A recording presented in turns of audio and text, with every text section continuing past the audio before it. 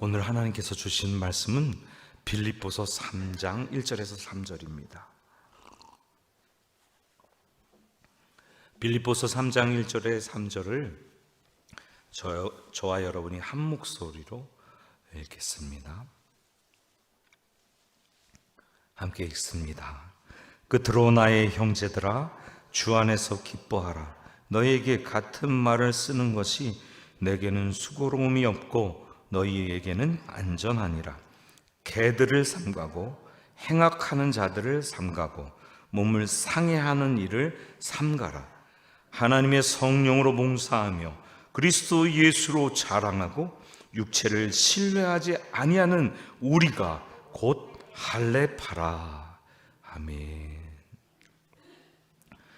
살아계신 하나님, 오늘도 말씀 앞에 섭니다. 지금 성령으로 조명하여 주시고 지혜 주셔서 깨닫게 하여 주시고 또한 믿음으로 반응하게 하시며 성령께서 이끄시는 대로 그 말씀대로 살아가게 하여 주옵소서. 주님 의지합니다. 예수님 이름으로 기도합니다. 아멘. 3장부터 주제가 갑자기 확 바뀝니다. 1장 27절에서 2장 마지막 절까지의 주제는 빌립보 교회 성도들이 겸손하고 또 남의 이익을 구하고 예수 그리스도의 마음을 품고 본받아서 한 마음이 되라. 사랑의 공동체를 이루라고 권면합니다. 그리고 복음을 위해 수고하는 사람을 존귀하게 여기라고 권합니다. 곧 교회의 하나됨을 이야기하신 것이죠. 그런데 3장에서 확 분위기가 바뀝니다. 왜냐하면 외부에서 침투한 유대인들이 믿음을 혼란케 하기 때문입니다. 자꾸 유대 교회의 교리를 선전하면서 빌립보 교인들의 그 구원에 관한 것을 흔들려고 믿음을 혼란케 하려고 하고 있습니다. 이것에 대해서 바울이 유대교의 신앙과 그리스도의 복음을 대조합니다. 유대교회의 구원의 도리와 그리스도의 복음이 제시하는 구원의 도리를 대조한단 말이죠. 그렇기 때문에 3장에 들어서서 강하고 거친 말을 합니다. 어떻게 보면 화가 나 있는 것 같아요. 꼭 바울이 화를 내면서 말하는 것 같아요. 왜? 이 주제의 변화, 어떻게 변화가 오냐? 바로 복음을 받아들인 빌립보 교회가 잘못된 유대 율법주의자들의 그 율법을 강요받는 것에 대해서 강하고 단호하게 말할 필요가 있었기 때문입니다.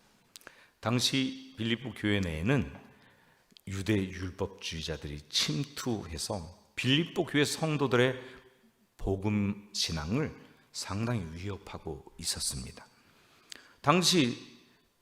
그 당시에 이교 문화에서 보편적으로 발견되는 현상인데 극단적인 자유를 주장하며 육체의 쾌락을 삼는 반도덕주의자들 또는 자유주의자들의 영향이 빌립보 교회에도 밀려 들어오고 있었다는 거죠.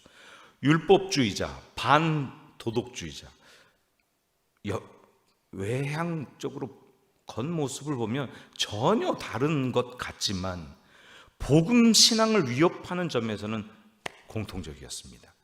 꼭 두 개의 전투를 동시에 빌립보 교인들은 군사처럼 수행해야 되는 상황이었어요. 복음의 원수가 되는 이들, 복음을 흔들려고 하는 이들, 주 예수 그리스도의 십자가의 죽으심과 부활로 우리에게 주어진 구원을 흔들려고 하는 것들에 대해서 강하게 믿음으로 싸워야 한다고 지금 주장하고 있는 것입니다. 그러면서 자신의 신앙 자세를 간증하고 계속해서 신앙에 정진할 것을 권면하는데 오늘 그 첫 부분입니다. 1절에서 보면 주 안에서 기뻐하라고 말하고 있습니다. 인생에 역경이 있어도 바울과 같이 기뻐하라고 하는 것입니다. 기뻐하는 것이 문제 해결 방법이 된다는 것이죠. 사실 바울은 빌립보서 여러 곳에서 기뻐하라는 명령을 하고 있습니다. 빌립보 교인들은 옥중에 있는 바울이 여러 가지 어려움을 당하고 있는 것을 알았어요. 자유가 없잖아요. 그리고 또 먹는 것이나 입는 것이 다 변변치 못하고 건강을 해칠 수 있는 환경에 있었습니다.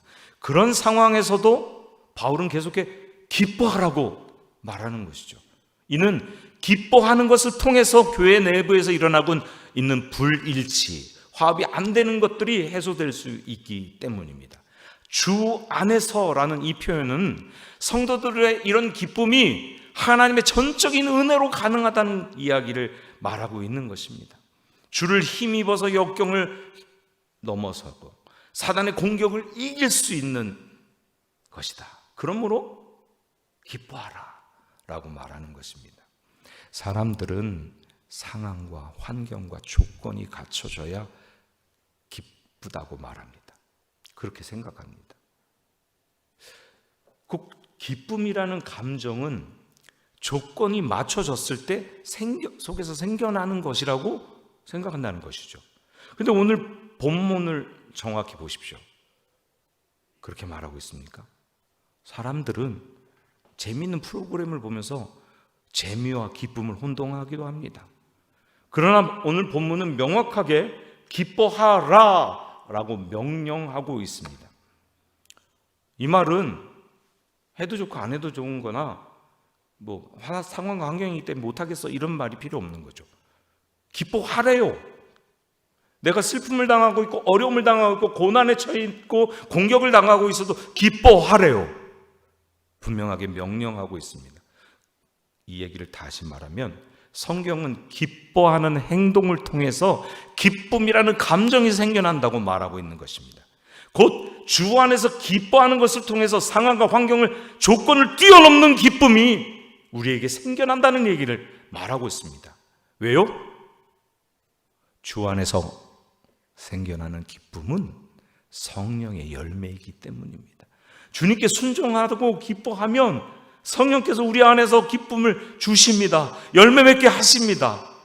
상황과 환경과 조건이, 어떤 사람과의 관계가, 내가 지금 물질적으로 어려움을 겪고 있어도, 내가 조금 지금 건강에 어려움을 겪어서 하나님 앞에 넘어져 있는 것 같은 상황이라도 기뻐하는 걸 통해서 세상에 흔들 수 없는 기쁨을 소유하게 된다는 얘기입니다. 그런 여러분 되시길 축복합니다. 옆 사람에게 그렇게 말씀해 주세요. 기뻐하세요. 하나님 주신 기쁨을 소유하세요.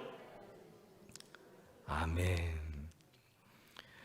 계속해서 1절에 너희에게 같은 말을 쓰는 것이 내게는 수고로움이 없고 너에게는 안전하다고 말합니다. 기뻐하라고 반복해서 말하는 것, 같은 말을 하는 것이 바울에게는 수고롭지 않다는 것이죠. 그리고 빌립보 교인들에게 안전을 가져온대요. 기쁨과 공동체의 안녕은 어떤 관계일까요? 이렇게 매칭이 어렵잖아요. 반대로 생각해 보면 조금 쉽습니다. 기쁨이 없는 상태라면 불평이 많아집니다. 비난하고 트집 잡고 갈등이 있고 긴장이 생깁니다. 그러면 공동체가 건강하지 못하죠. 안전하지 못합니다. 그리스도인들이 기쁨을 가졌다는 것은 우리가 하나님의 은혜로 구원받았다는 것, 주 예수 그리스도께서 우리 안에서 역사하고 계시고 인도하신다 하는 그 확신 가운데 있는 것을 말합니다. 하나님의 구원과 주 예수 그리스도의 인도하심이 확실하다면 우리 안에 기쁨이 있는 것이죠. 기쁨이 있으면 서로 관대하고 포용하게 됩니다. 하나됨을 이루게 됩니다. 공동체가 안전해지고 안녕하게 됩니다. 우리 교회가 다른 교회 말고, 저 건너편에 있는 교회, 저기 영통이나 망포에 있는 교회 말고 우리 교회가 기뻐하는 것을 통해서 안전해지고 또 평안을 누리는 교회 되기를 축복합니다. 그 다음에 2절에 아주 강한 얘기가 나오는데 삼가라는 말을 3번이나 반복해서 말합니다. 그리고 무엇을 삼가라? 개들 행악자들 몸을 상해하는 이를 삼가라고 말합니다. 당시 유대 율법주의자들은 인본주의적이고 부분적이고 시대착오적인 구약 해석을 가지고 있었습니다. 육체적인 행위와 외식을 중요하게 생각했던 것이죠. 구원자 되시는 예수께 대한 믿음을 통한 구원, 믿음을 통한 거듭남, 곧 복음의 본질을 왜곡시키고 있습니다. 바울은 이 점에 대해서 한 번만 말해도 될 것을 반복합니다. 삼가고 삼가고 삼가라. 명령형을 3번이나 반복합니다. 아주 강하게 경계의 명령을 주고 있는 것이죠. 뿐만 아니라 율법주의자들을 개들이라고, 행악자들이라고, 몸을 상해하는 일이라고 아주 극렬한 표현을 사용합니다. 몸을 상해하는 일을 전 성경에서는 손할례당이라는 표현을 썼습니다. 이것은 부정적인 면을 다른 어떤 곳보다 강력하게 표현하는 것이죠.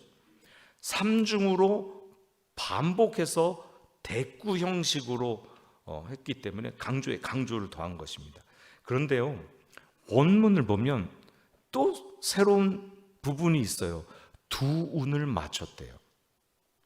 지금 헬라어를 하나씩 설명하기는 좀 어렵지만 젊은이들이 라임을 맞춘다 하는 그런 표현이에요. 그리고 여기는 개들을 삼가고 행악자들을 삼가고 몸을 상해하는 일을 삼가라고 표현했지만 실제로는 이게 반대로 돼 있어요. 삼가라 개들을, 삼가라 행악자들을, 삼가라 몸을 상해하는 일을. 그러면 살짝 라임이 생기죠. 이렇게 무엇인가 운이 생깁니다. 거기다가 아주 간단한 이행 구조를 반복하고 있습니다. 걸음하고 같은 삼가라 개들을, 삼가라 행악자들을, 삼가라 몸을 행하는 일. 그러니까 아주 간단한 반복 이 리듬을 가지고 이음 복격이라는 리듬으로 더 강조하는 경계 명령을 하는 것입니다. 왜냐하면 바울은 신약과 구약이 막 교체되는 순간이에요. 메시아가 오셔서 이 땅에 성령으로 말미암은 신약 시대를 열어가는, 구원의 시대를 열어가는, 복음의 시대를 열어가는 그때에 가장 큰 이단이었던 율법주의자들을 절대 용납하면 안 된다는 이야기를 3번의 반복, 두 운을 살리는 걸 리듬을 통해서 고도의 문학적 기교를 동원해서 강조하고 있는 것입니다. 얼마나 중요한 얘기인지 아시겠죠? 이 얘기 남 얘기가 아닙니다. 개들, 행악자들, 몸을 상해하는 일, 이거 과거의 번역으로 손할례당이라는 각기 다른 표현은 결국 같은 대상을 지칭하는데 동일한 대상을 이렇게 각기 다르게 표현했다는 것은 그들의 가지고 있는 부정적인 면을 다각적으로 바라보면서 말했다는 이야기입니다. 개는 이방인들을 향한 유대인들의 욕입니다. 이방인들을 향해서 유대인들이 개들이라고, 개 같은 놈 이렇게 표현했다고요. 행악자도 유대인들이 이방인을 향한 욕설이었습니다. 자신들은 의를 행하고 선을 행하는 자들이라 지칭하면서 율법 없는 이방인은 비난한 것이죠. 하지만 바울은 3절에 우리가 진짜 할례파고 너희의 그것을 강요하는 이들은 자기 몸을 그냥 일부러 상하는 사람뿐이다. 진짜 그리스도의 공동체를 흔들고 혼동케 하고 갈등을 초래하고 공격하고 있는 그들은 가짜다라고 말하고 있는 것입니다. 언약의 성취가 되시는 예수 그리스도를 믿지 않고 하나님의 뜻에 거슬려 살면서 심지어 교회를 공격하는, 진정한 하나님의 믿음의 백성들 공격하고 혼란케 하고 회방케 하는 그들이 행악자라고 선언하는 것입니다. 유대인들이 이방인에게 하는 욕을 그대로 가져다가 다시 이방인에게 던지고 있죠. 유대인들이 자기의 자랑거리로 삼는 언약 백성의 표징인 할례라는 말, 할례파라는 말을 진짜는 빌립보 그리스도인들이다 라고 적용하고 있는 것입니다. 바울이 전하고자 했던 유대 율법주의자들의 경각심이 지금 이 순간에 우리에게 성생이 전해지는 것 같습니다. 지금 이 순간에도 교회를 허물어뜨리려고 기독교의 가면을 쓰고 들어와서 각종 이단 사설을 퍼뜨리는 여러 이단이 있습니다. 그들을 향한 바울의 살아있는 육성처럼 들려집니다. 그런데 유대인들은 어떤 교리로 이방인들을 압박했을까요? 첫째, 할례를 강조했습니다. 할례를 해야 하나님 백성이 된다는 거죠. 두 번째, 율법을 잘 지켜야 된다고 강조했습니다. 율법을 잘 지켜서 하나님 앞에 의를 쌓아야 한다고 했어요. 바로 뒤에 이제 오늘 본문 말고 다음에 나눌 본문에 바울의 진술에 율법에서는 자기가 흠이 하나도 없다고 말하면서 자신의 행위로 만든 의와 하나님을 믿음으로 얻어지는 의를 비교합니다. 세 번째는 온전해지는 것을 유대인들은 강조하면서 온전함을 이루기 힘들어하는 이방인들을 핍박했습니다. 그렇지만 바울은 자기 고백에 자기 자신도 아직 온전해지지 않았다고 말하며 표대를 향하여 가는 과정이라고 고백합니다. 유대인들이나 유대인으로서 그리스도인들은 할례를 주장하는 이유를 보면 그 시작이 아브라함부터 시작합니다. 하나님은 아브라함을 택하시고 그 자손들이 하나님의 백성이 되게 하고 자신은 그들의 하나님이 되겠다는 약속을 해주셨어요. 그 약속의 표징이 남자의 성기에 표피를 베는 것입니다. 할례 받는 것이죠. 그러므로 할례는 언약 백성의 표징이 됐습니다. 곧 할례를 받았다는 약속을 받았다는 것입니다. 할례 받은 자들만이 하나님과 그 언약 관계에 들어가고 축복을 누릴 수 있습니다. 그런데 그 약속의 성취로 오신 분이 예수 그리스도이십니다. 곧 할례를 받아 예수 그리스도를 믿을 수 있다고 유대 출신 그리스도인들은 말하는 거죠. 지금 옛날 유대교를 가지고 와서 새로운 예수 그리스도를 믿음으로 구원받는 복음의 진리를 혼동케 하고 있습니다. 구약의 예언에 따르면 종말의 메시아가 오셔서 하나님의 영광의 빛을 온 세상에 비추시고 열방이 하나님을 알게 되는데 그때가 종말이라고 유대인들은 생각했습니다. 그 종말에 하나님의 영광의 빛을 비추는 그 종말에 모든 이방 민족들은 자기들의 우상을 버리고 자기들의 금은보화를 가지고 하나님 앞에 와서 예배하고 이스라엘 섬기고 온 세상에 평화가 임하게 되고 구원이 이루어진다라고 하는 것이 유대교가 갖고 있는 종말 사상이었습니다. 그것이 언제예요? 모든 이스라엘이 회개하는 그때입니다. 그래서 유대인들은 선교의 개념이 없습니다. 이방인들이 다 몰려올 것이기 때문에 당연히 선교사도 없죠. 초대교인들도 선교를 잘 생각하지 못했습니다. 그런데 바울은 안디옥에서 성령께서 지시하는 대로 선교를 시작했습니다. 로마서 11장 25절에 보면 이방인들의 수가 차기까지 유대인들은 복음을 믿지 않고 거부한다고 말했습니다. 바울은 다메섹 도상에서 예수님을 만나면서 예수가 이방인들의 사도로 자기를 부르신 것을 알았어요. 그것이 그의 비밀이었어요. 그래서 열심히 선교합니다. 예루살렘 중심의 유대인이나 유대 그리스도인들은 그것이 대단히 위험하다고 생각한 거예요. 바울의 선교가 이방인을 향해 복음을 전하는 것이 유대인의 입장에서는 이방인들이 나중에 종말의 때 하나님께로 나오고 종말의 때 하나님의 통치 안에 들어오는 것이니까 그렇게 하면 안 되는데 바울은 믿음으로 구원받는 이 복음을 전하니까 유대인의 입장에서는 잘못된 것이에요. 그러니까 그것을 바로잡기 위해서 바울이 복음을 전하면 그 뒤를 쫓아다니면서 예수 믿는 그리스도인들을 설득하고 있는 것입니다. 할례와 율법을 구원의 조건으로 같이 강조하고 있는 것입니다. 주 예수 그리스도를 믿으면 되는데 그것에 자기들도 지키기 어려운 율법과 또 할례를 강조해서 그들을 유대교화 만들려고 하고 있었던 것입니다. 결국 바울은 이방인 그리스도인들에게 예수를 믿는 것으로 충분하지 않고 율법과 할례를 준수하는 유대인이 되어야 된다는 그런 거짓말, 복음이 아닌 그것들을 가르치는 사람들을 그들은 개들이야, 그들이 해각자들이야, 그들이 몸을 상해하는 사람들이야 라고 비판하고 있는 것입니다. 그리고 이어지는 주장이 바로 빌립보 교인들과 우리들이 곧 할례파라 라고 말하고 있습니다.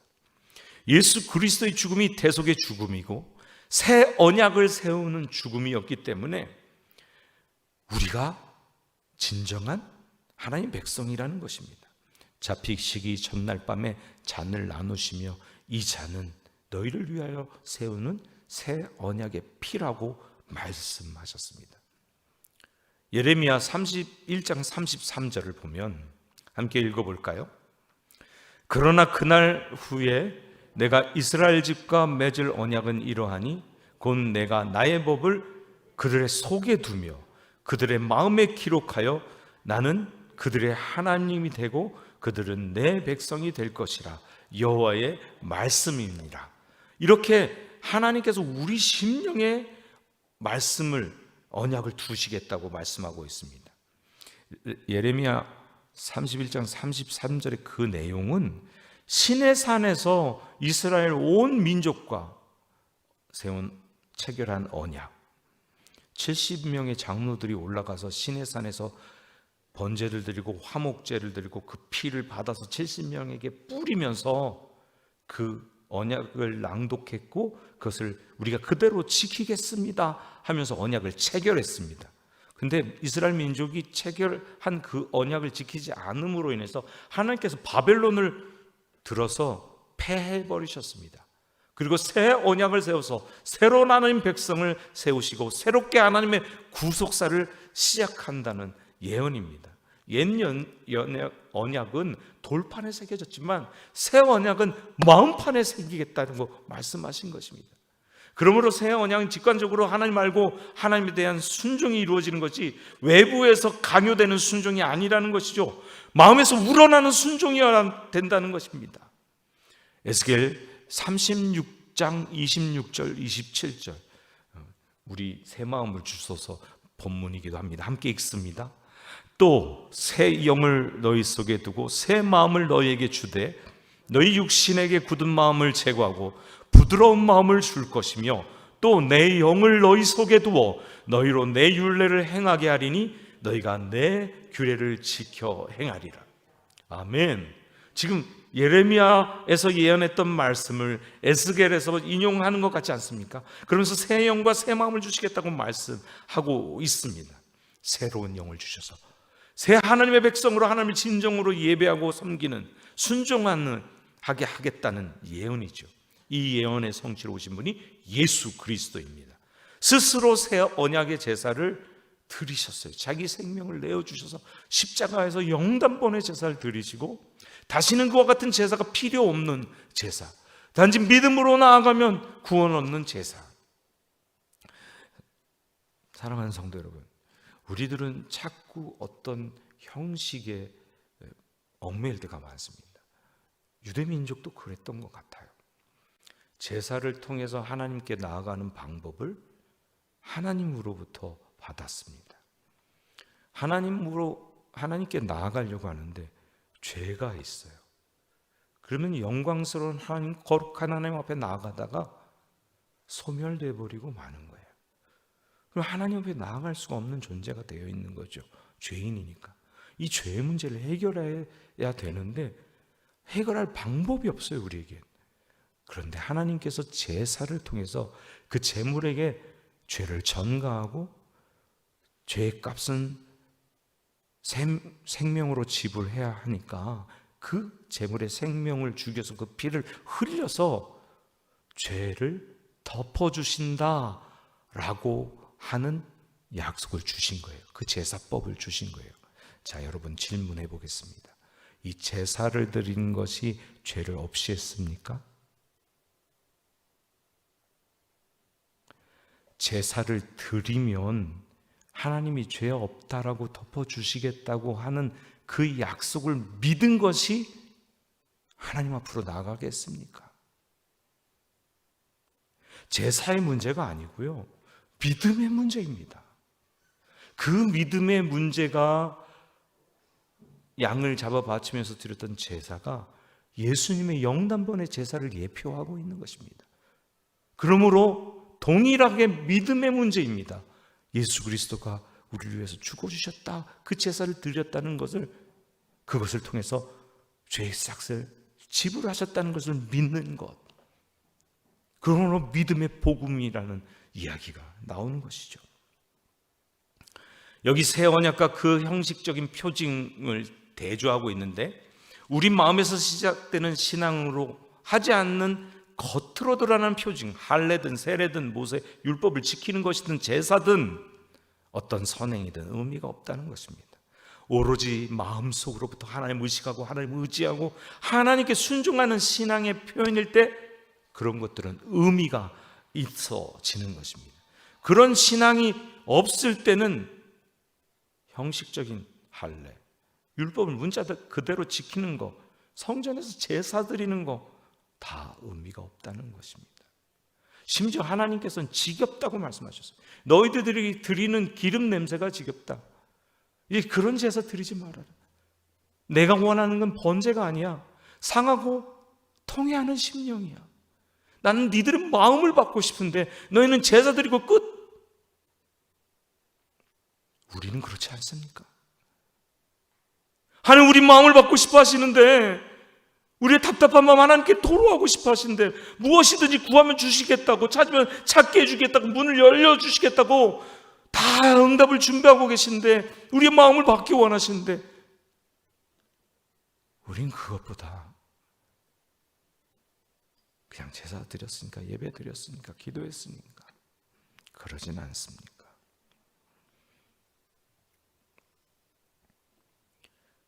예레미야 4장 4절 함께 읽겠습니다. 유다인과 예루살렘 주민들아, 너희는 스스로 할례를 행하여 너희 마음 가죽을 베고 나 여호와께 속하라. 그리하지 아니하면 너희 악행으로 말미암아 나의 분노가 불같이 일어나 사르니 그것을 끌 자가 없으리라. 여기 할례의 참 의미를 예레미야는 예언하고 있지요. 레위기 26장 41절도 한번 읽어보겠습니다. 나도 그들에게 대항하여 내가 그들의 원수들의 땅으로 끌어갔음을 깨닫고 그 할례받지 아니한 그들의 마음이 낮아져서 그들의 죄악의 형벌을 기쁘게 받으면, 마음이 낮아져서 받으면 구원하시겠다는 이야기죠. 신명기 10장 16절 읽겠습니다. 그러므로 너희는 마음의 할례를 행하고 다시는 목을 곱게 하지 말라. 동일하게 할례에 관해서 마음 행하라고 말씀하고 있죠. 신명기 30장 6절도 함께 읽겠습니다. 내 하나님 여호와께서 내 마음과 내 손의 마음에 할례를 베푸사 너로 마음을 다하며 뜻을 다하여 내 하나님 여호와를 사랑하게 하사 너로 생명을 얻게 하실 것이며. 지금 신명기 모세의 설교를 듣고 있는 백성들에게 너희들, 그리고 너희들 자손들에게 마음의 할례를 베푸실 거라고 말합니다. 그러므로 율법의 행위를 일삼는, 몸에 할례를 받은 것으로 자신들이 할례파라고 주장하는 사람들이 진짜 할례파가 아니고, 마음의 할례를 받은 우리가 진짜 할례파라고 말씀하고 있습니다. 로마서 2장 25, 29절도 한번 읽어보겠습니다. 네가 율법을 행하면 할례가 유익하나 만일 율법을 범하면 네 할례는 무할례가 되느니라. 그런즉 무할례자가 율법의 규례를 지키면 그 무할례를 할례와 같이 여길 것이 아니냐. 또한 본래 무할례자가 율법을 온전히 지키면 율법 조문과 할례를 가지고 율법을 범하는 너희를 정죄하지 아니하겠느냐. 무릇 표면적 유대인이 유대인이 아니요 표면적 육신의 할례가 아니니라. 오직 이면적 유대인이 유대인이며 할례는 마음에 할지니 영에 있고 율법 초문에 있지 아니한 것이라. 그 칭찬이 사람에게서가 아니요 다만 하나님에게서니라. 골로새서 2장 11절도 이거 볼까요? 또 그 안에서 너희가 손으로 하지 아니한 할례를 받았으니 곧 육의 몸을 벗는 것이요 그리스도의 할례니라. 아멘. 이 본문을 보면 저와 여러분이 바로 할례파인 것 믿으십니까? 아멘. 마음의 할례를 받은 그리스도를 신뢰하는 성령으로 우리 자신을 내어드리는 그 사람들이 할례파라는 것이죠. 하나님의 성령으로 봉사하며 3절에 봉사라는 단어는 우리 라트리오 할 때 그 단어가 어근입니다. 유대인들이 공식적으로 예배 드릴 때 사용했던 말인데 진정한 할례당은 전통이나 형식이 아니라 성령의 인도를 따라 기쁜 마음으로 마음에 스스로 우러러 나와서 예배 드린다는 것이죠. 그리스도로 자랑하고 유대주의자는 율법을 지키는 행위를 자랑했어요. 그러나 참 할례파는 그리스도 예수를 자랑하는 사람들입니다. 모든 만족과 소망이 아까 찬양했던 것처럼 그리스도예요. 예수님 뿐이에요. 주님만이 내 모든 만족이고 내 모든 필요입니다. 주님 같은 분이 없는 것입니다. 그것을 아는 사람들이 바로 참 할례파입니다.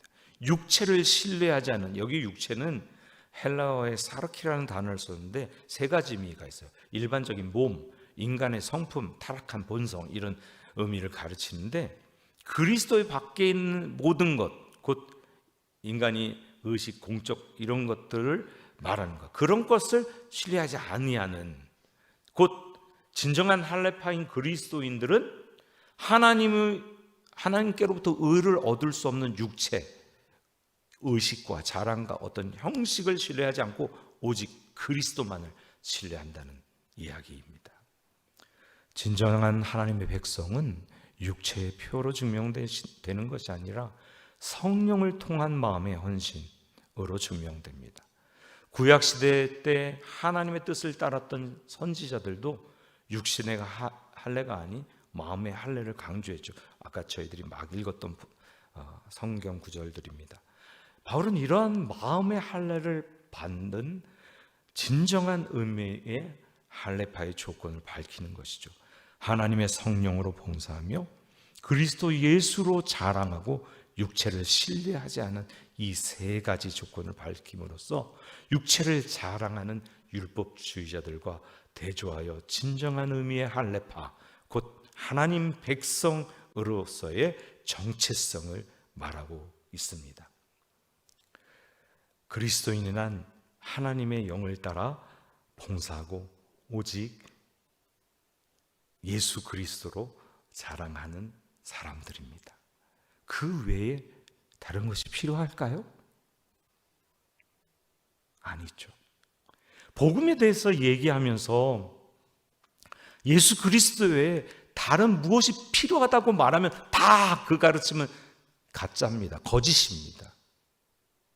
마음의 할례를 받은 참 할례파로 살아가는 저와 여러분 되시기를 주님의 이름으로 축복하며 이 말씀을 드립니다.